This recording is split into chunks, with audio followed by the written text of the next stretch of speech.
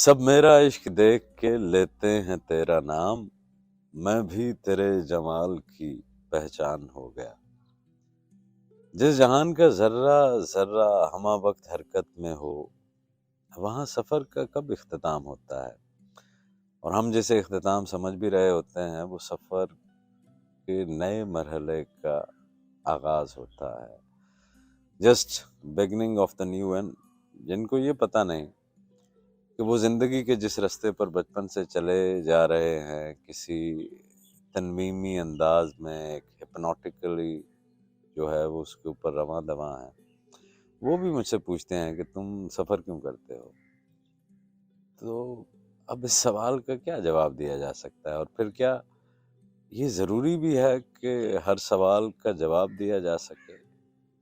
میرے بھائی، یہ تمام سفر کیا تو اسی لیے ہے کہ اپنے پرچے سے کسی طرح سے سوال کم کر دوں، اور آپ جو ہے وہ پھر سے سوال اچھال دیتے ہیں۔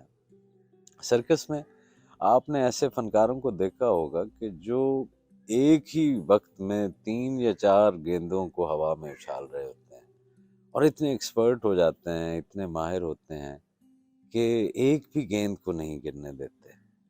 ہاتھ بدلتے رہتے ہیں مگر وہی گیند ہوا میں رہتے ہیں۔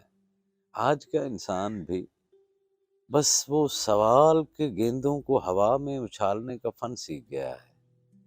سب سوال ہی جو ہے وہ اچھالے چلے جا رہے ہیں، اور سب اتنے مصروف ہیں اس فن میں، اتنے مگن ہیں کہ اس کے علاوہ کچھ کر بھی نہیں رہے، صرف سوال ہی کر رہے ہیں۔ ایک ہی جگہ کھڑے کھڑے سوال اچھال رہے ہیں، ناراض ہو جاتے ہیں جب ان کو داد نہ دی جائے، ان کے اس فن کو جس کے اندر وہ صرف سوال اچھال رہے ہیں، اگر آپ اس کو اپریشیٹ نہیں کرتے اور آپ ان کو داد نہیں، اور وہ داد چاہتے بھی جواب کی صورت میں ہیں، تو صاحب میں تو ایک بے ہنر درویش ہوں۔ میرے پاس کبھی بھی اول تو سوالوں کے اتنے گیند ہی نہیں رہے جن کو اچھالنے میں اپنے آپ کو مصروف کر لیتا، اور جو 1-2 گیند تھے بھی، وہ بھی جواب کی سخت زمین پر آن گرے، اور وہ زمین اتنی سخت تھی کہ گرنے کے بعد دوبارہ اچھل کر میرے ہی چہرے پر آ لگے، اور کچھ تو اتنی تیزی سے پلٹے کہ انہوں نے زخمی ہی کر دیا۔ آپ بہت سنجیدہ لوگ ہیں، اور درویش ہوں اس کھیل کود کے میدان میں اتنا سنجیدہ نہیں ہو سکتا۔ ایک تماشا کا مزہ تبھی ہے جب اسے تماشا سمجھ کر اس کا لطف اٹھایا جائے۔ ہر بات پر جذباتی ہو کر کسی بھی ایکٹ تماشے کے اندر جو ہے، وہ جب وہ کوئی ایکٹ شروع ہوتا ہے اور آپ ایموشنل ہو جاتے ہیں، تو پھر وہ تماشے کے اندر ہی ایک عجب سا تماشا جو ہے وہ شروع ہو جاتا ہے کہ جب جو تماشائی ہے، جو اسپیکٹیٹر ہے، ٹھیک ہے، وہ ایک دوسرے سے بحث کے اندر جو ہے وہ الجھ پڑتے ہیں، نہ صرف بحث کے اندر الجھتے ہیں بلکہ لڑنے لگ جاتے ہیں، کچھ نعرے لگانے شروع کر دیتے ہیں، اور اکثر جو ہے وہ نمناک بھی ہو جاتے ہیں۔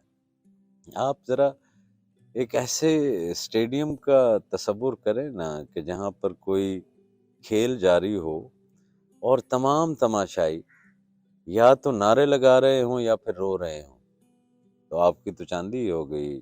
ایک ہی ٹکٹ میں 2 تماشے، تماشا بھی تماشا اور تماشائی بھی تماشا۔ تو درویش صرف تماشا دیکھتے ہیں، تماشے کا حصہ نہیں بنتے۔ اللہ کریم آپ کو بھی جو ہے وہ ان اچھلتے کودتے چکنے چکنے سوالوں سے جو ہے وہ محفوظ رکھے، اور جوابوں کی طرف، اور بالخصوص آپ کے اپنے اندر کے جواب کی طرف آپ کے سفر کو شروع کریں۔